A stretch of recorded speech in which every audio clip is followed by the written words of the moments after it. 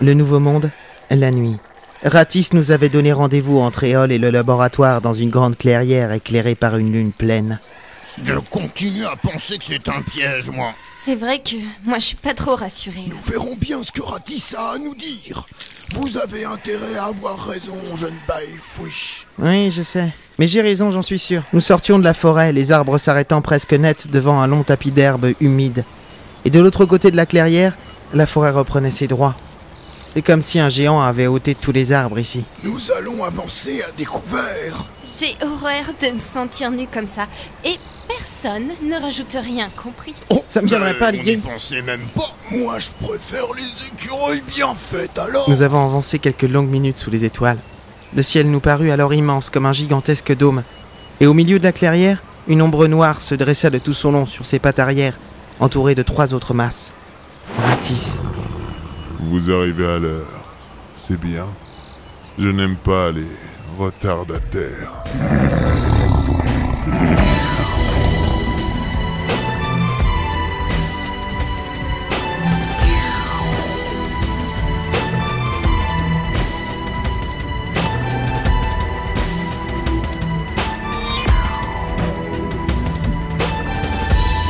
Baefwish.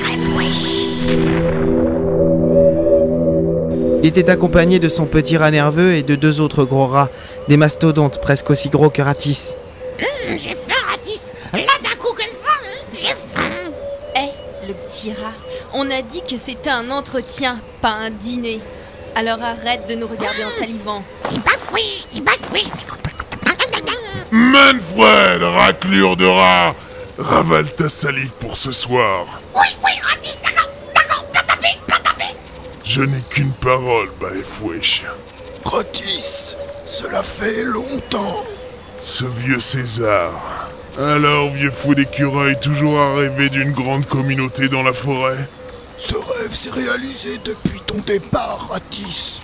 Toi et les tiens évoquez trop les hommes comme des dieux pour que les miens s'imaginent créer une cité. Maintenant, même toi, tu as peur d'eux. Je n'ai pas peur. César ne recula même pas lorsque Ratisse fit 2 pas vers lui, l'air menaçant. Moi, j'ai toujours pas confiance, Quick. Bose scrutait l'horizon, puis le ciel à la recherche d'un quelconque ennemi. Mais il n'y avait rien d'autre que les rats présents dans la clairière, 4 rats, dont 2 mastodontes qui nous fixaient d'un œil malicieux. Nous avons été étonnés de ton message, Ratisse. Tu as appris à écrire tout seul? Je m'emmerdais dans le laboratoire.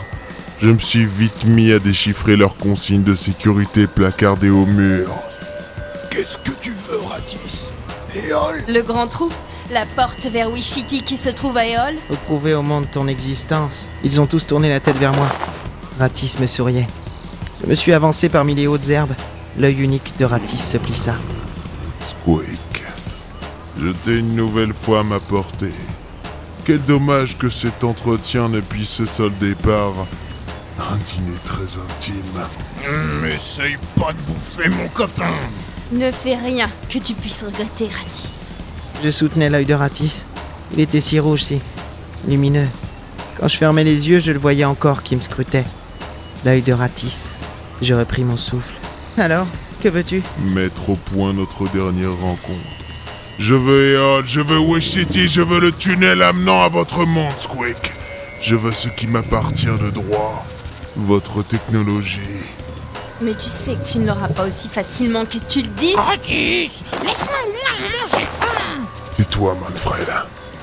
Je sais, c'est pour ça que je viens vous proposer une sorte d'accord. Dans 2 semaines, jour pour jour, ici, les forces d'Éole et les miennes se rencontreront et le sort désignera ceux qui ont le droit de dominer et ceux qui doivent être dominés. Nous resterons dans la sélection naturelle. Vous disposez d'armes. Il n'y aura dès lors plus aucune sélection naturelle. Oui, il est vrai que nous disposons d'armes, mais c'est parce que nous évoluons. Ce n'est pas évoluer que d'avoir des armes, Ratisse. César, toujours aussi naïf. Regarde les hommes, regarde les Baefwish. Des engins les transportent, ils envoient des images d'un endroit à un autre, ils captent la vie elle-même dans des petites boîtes. Ils ne se contentent plus simplement de survivre comme toi et moi, César. Eux, ils vivent. Ils vivent! Pour moi, ce n'est pas une régression. Oui, Ratis, ils vivent. Mais leur seul danger vient d'eux-mêmes, et je le trouve bien plus important que n'importe lequel. Nous survivons, mais sans devoir échapper à un ennemi qui s'avère être nous-mêmes. Ah, le vieux sage a parlé. Cela ne change rien, César. Je vous laisse 2 semaines, pas un jour de plus. Préparez-vous à la plus terrible bataille jamais vue dans cette forêt. Même les hommes n'auront jamais vu telle furie. La violence. Tu veux toujours agir par la violence. À partir d'un certain moment, c'est le seul moyen que nous ayons pour survivre. L'œil de Ratis se plissa à nouveau. Il y avait de la tristesse dans son regard, profonde, inquiétante car elle menait à la folie. Une folie furieuse, dévastatrice. Dans 2 semaines alors. J'espère que tu seras là, Squeak. Nous avons quelques petites choses à régler. 2 semaines. Dans 2 semaines, Ratis nous promettait du sang. Bah, fouiche.